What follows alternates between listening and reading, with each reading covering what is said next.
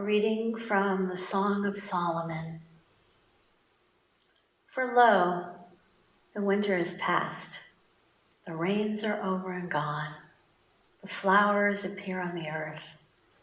The time of singing of birds is come, and the voice of the turtle dove is heard on this land.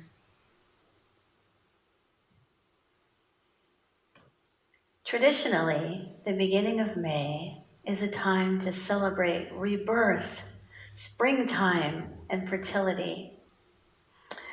On the first day of May, our wonderful videographer Kim and I were blessed to witness our friend Leilani do a May Day dance at Truman Waterfront Park with ribbons and flowers.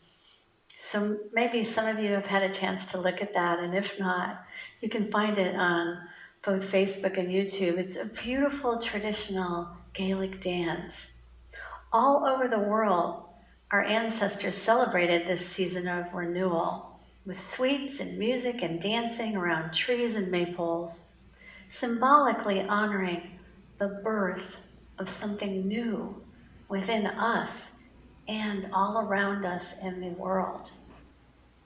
May Day in contemporary times is also an international distress call used over radios for emergency assistance because it sounds like the French word for help me, Mater, Mayday, Mayday, which also may be appropriate for these coronavirus times. It is also International Workers' Day. And perhaps today, more than at any other time in my life, I'm keenly aware of the plight of essential workers. And I'm humbled and grateful for their service. They are our heroes. For the last 6 or 7 weeks, our Universal Mother has sent us to our rooms to think about our life and look the face of sickness and death right in the eye.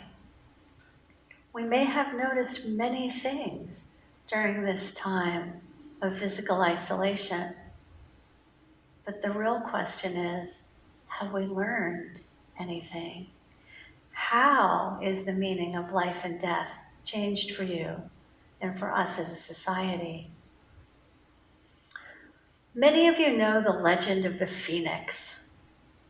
Blessed is the one, it is said, that hears the call of the phoenix. There's a legend that there is a rare and lovely bird that lives in Egypt or India. Perhaps it is now alive in Italy and America.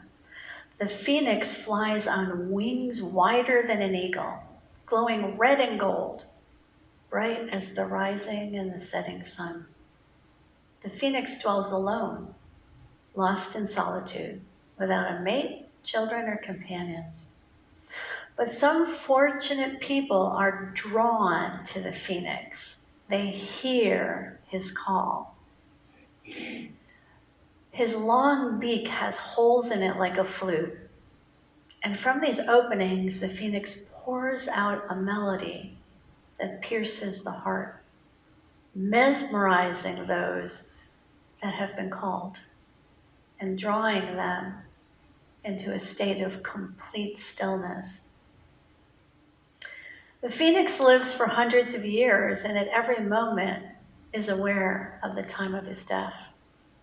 And as that day draws near, the phoenix gathers around him a huge nest of palm leaves, like the ones they threw at Jesus' feet.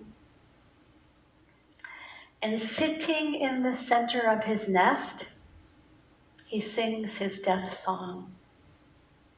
And as his notes touch the depths of the souls that have been called, they cry, some even faint, from the shattering of the shell of their own pain and suffering. And as the great bird sings, he fans his wings and the nest begins to glow and flames sweep across the nest, consuming him until all that's left are gleaming coals, the color of jewels. And as they turn to ash, a small, shrill sound is heard. And out of the ashes, tiny red and gold wings appear.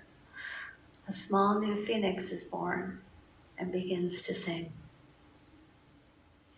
Like the phoenix, out of the depth of COVID-19, we humans are rising like newborn babies.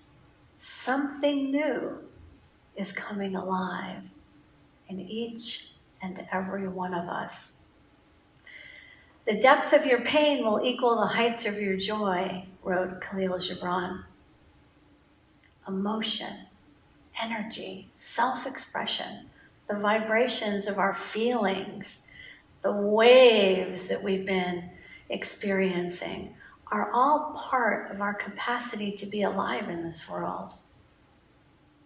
The mature adult can navigate difficult emotions through turbulence to greater stability and clarity of heart and mind.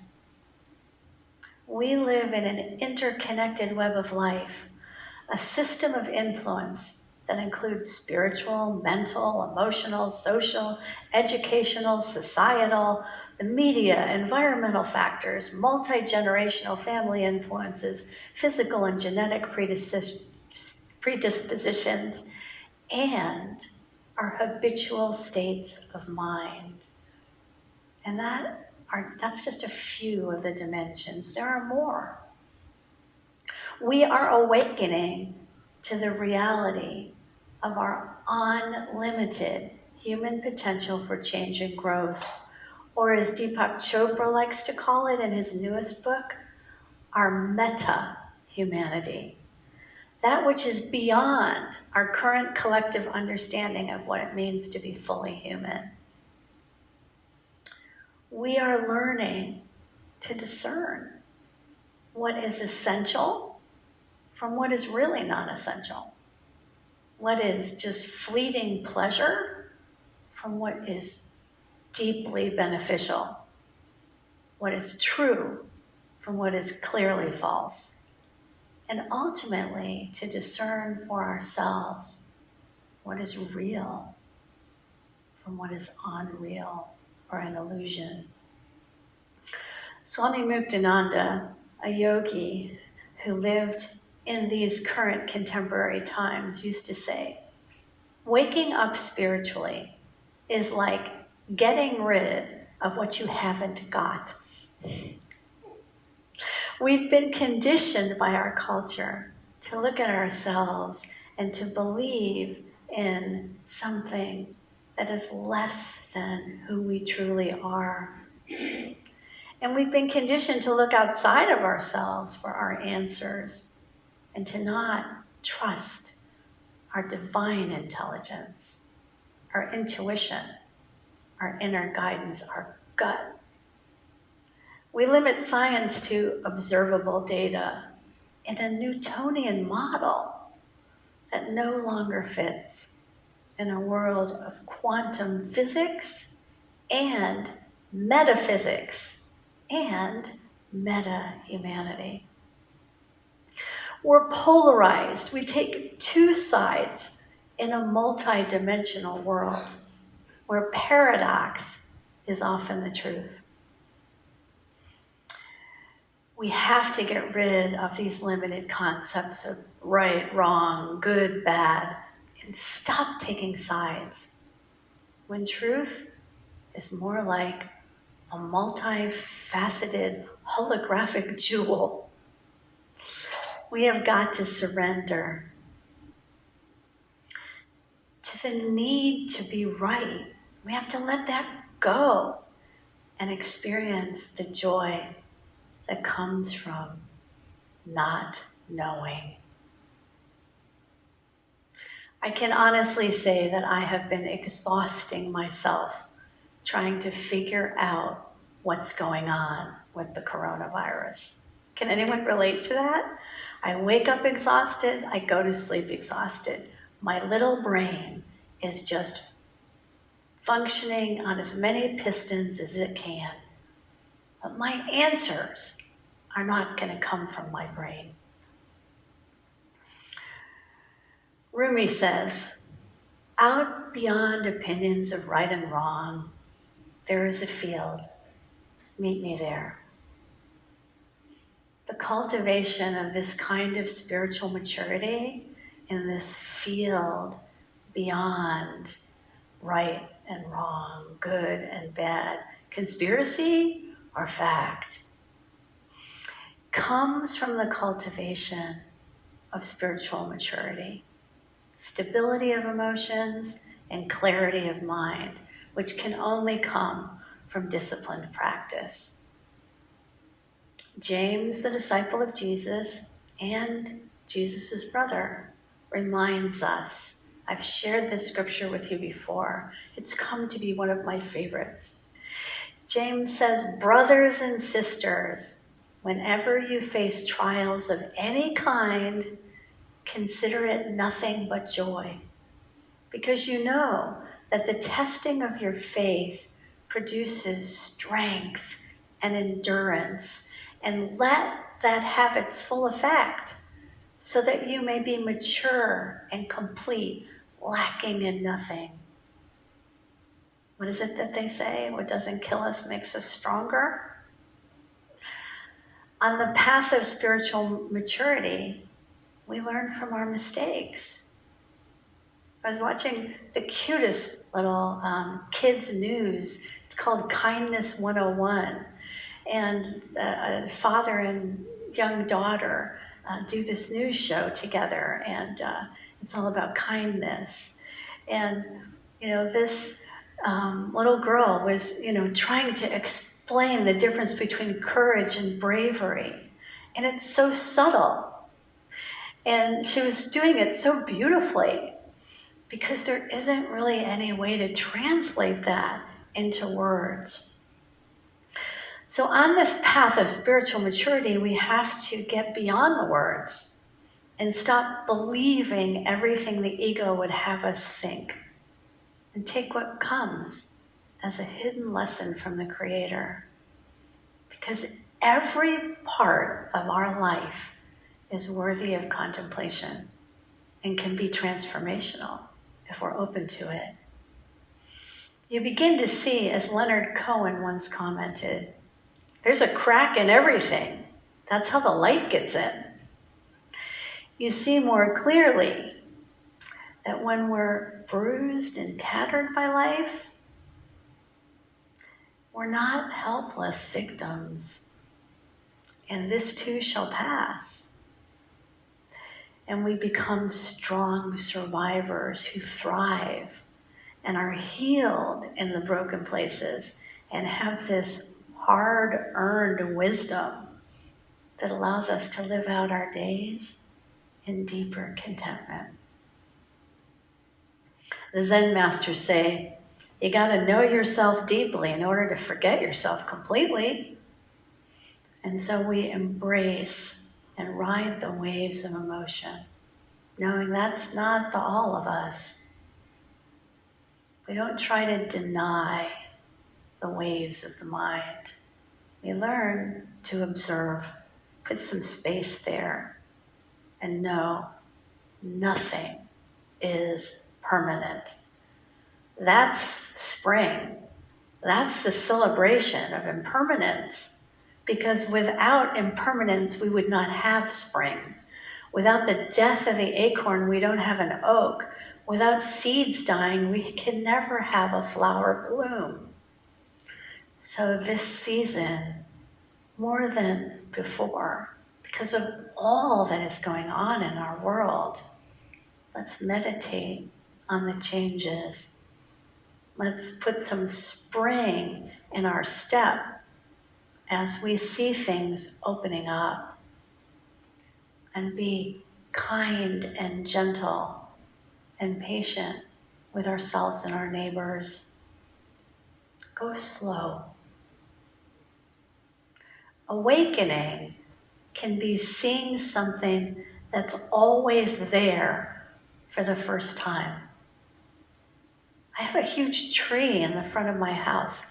I never really noticed how big that tree is until my neighbor noticed it blossoming, and we stood there and we looked at it. It's actually, they had to cut out a piece of my fence for it. And it's actually a huge canopy. I never saw it. Maybe you have seen the pictures of the record numbers of baby turtles hatching and making their way to the sea in Florida, or pictures of baby deers playing in the ocean, or streets taking over the streets of Scotland, or elephants wandering in the main cities of Thailand. The animal world is making itself known. They've always been there. Where were they hiding? Why didn't I see them before? There's so many of them. Now maybe we can have the eyes to see them and care about them even more. Maybe we can learn to share our space with them so they can come out more often. Just like the thousands of essential workers who were always there processing our foods, taking care of our garbage, stocking our grocery shelves, transporting our food supplies. Maybe now we can see them more clearly and value them more fully as an integral part of our one human family.